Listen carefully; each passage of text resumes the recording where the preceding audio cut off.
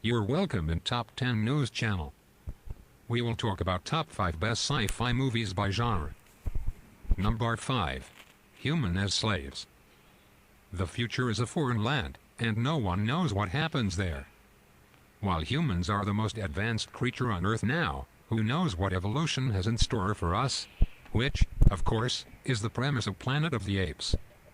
Charlton Heston plays an astronaut who crash lands on a strange planet, eerily similar to our own, where the apes have evolved to be the top dog, as it were, and the humans are slaves, pets, curiosities. The film was a smash hit, and spawned 4 sequels, a TV series, an animated series, a successful remake, and an even more successful reboot of the entire Ape v Man genre, in which the ape was not only the top dog, but the hero.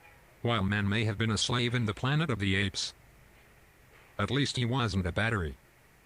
In The Matrix, the Wachowskis' groundbreaking movie in which bullet time became a thing, the function of mankind is even less attractive. Unless your name is Neo, you will be doomed to spend your life asleep in a slimy egg-shaped capsule. And if Neo comes along to rescue you, it gets a whole lot worse. Should have taken the blue pill. Just don't take the black pill. 10 ways the world could end today.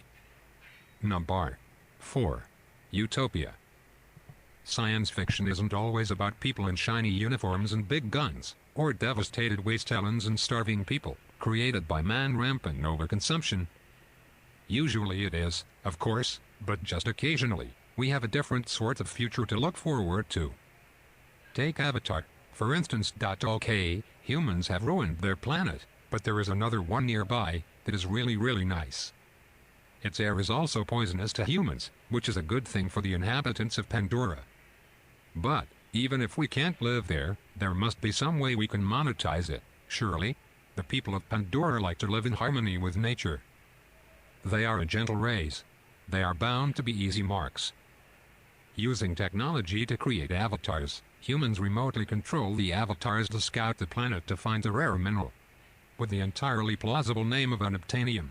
If you try and focus on the beautiful world of Pandora, you have found utopia.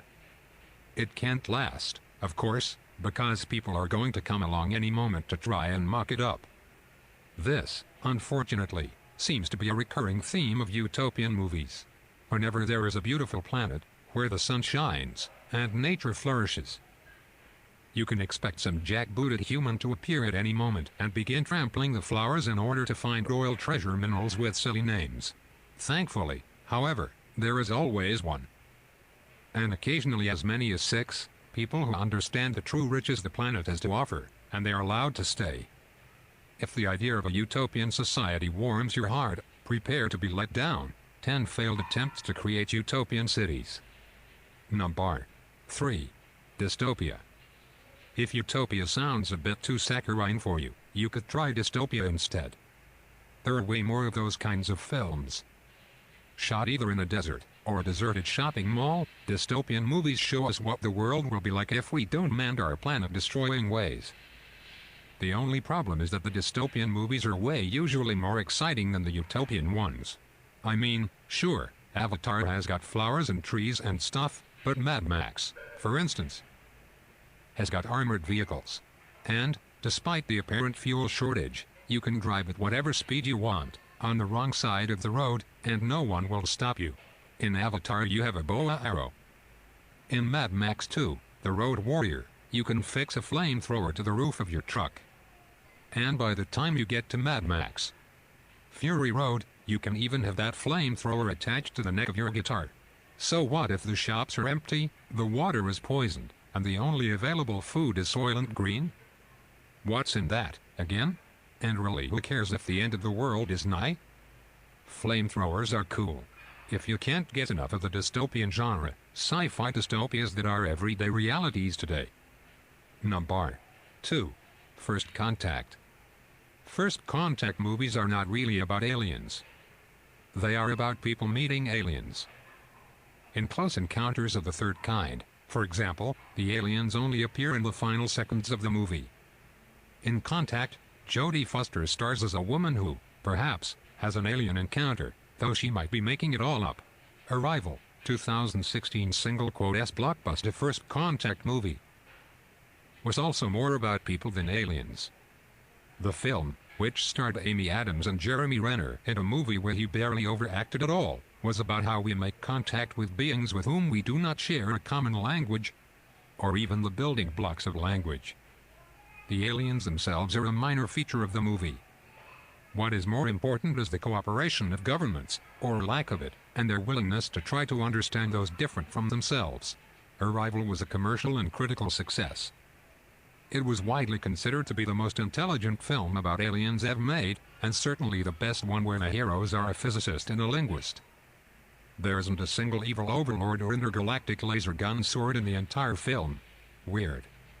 Even the Chinese are heroes. Though maybe that can be explained by top 10 things Hollywood does to count out the Chinese. Number 1. Space opera. Nothing to do with singing. Space operas are all about grandeur and scale. Epic stories of adventure, melodrama and romance across the universe. Usually set in deep space or on distant and exotic planets, space operas almost always have good-looking good guys facing an evil overlord, who is usually dressed in black. Basically, we are talking Star Wars. Space operas often come in several installments. Flash Gordon is an early example of the genre. The 1936 serial for the cinema, starring Buster Crabbe, came in 13 episodes, and saw Flash battle Emperor Ming the Merciless. The episodes ran in Saturday morning cinema for years and did marvels with cardboard sets and trapeze special effects. The main characteristic of space opera seems to be noble quests against evil empires. They also feature stirring music, long speeches in which someone explains the plot, and grand, if futile, gestures. In other words, it is just the sort of thing that gets made into a parody movie. Like Spaceballs.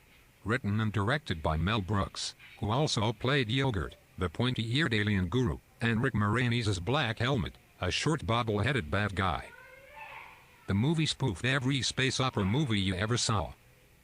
If you don't really enjoy the sci-fi bits of a sci-fi movie, this film is for you. And may the Schwartz be with you. If you are interested in more lists about movie effects, check out Top 10 Amazing Movie Sound Effects Mad with Animals. About the author, Ward Hazel is a freelance writer and travel writer, also currently studying for a PhD in English literature. Thanks for watching.